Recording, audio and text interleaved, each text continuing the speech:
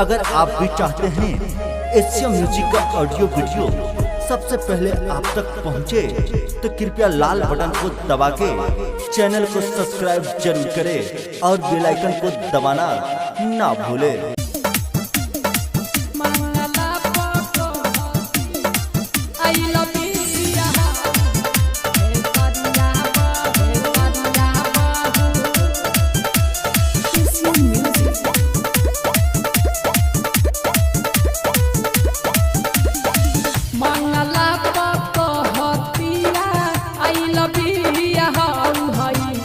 सरिया बहू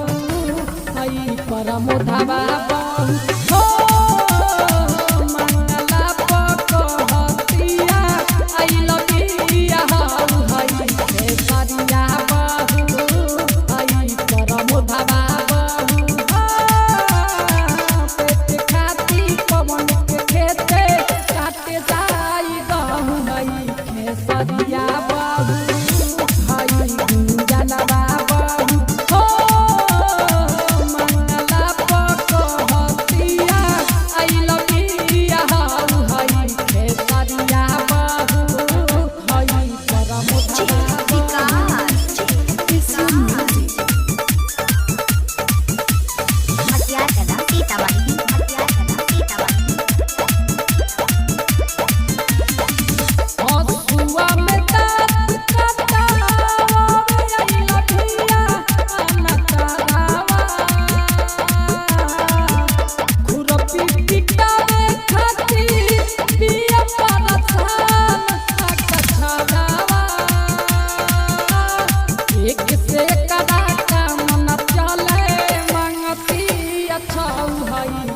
सरिया बहू हई सदा बहू पेट खाती पवन के खेते काटे जाई गहू हई सरिया बहू हई परमोधवा बहू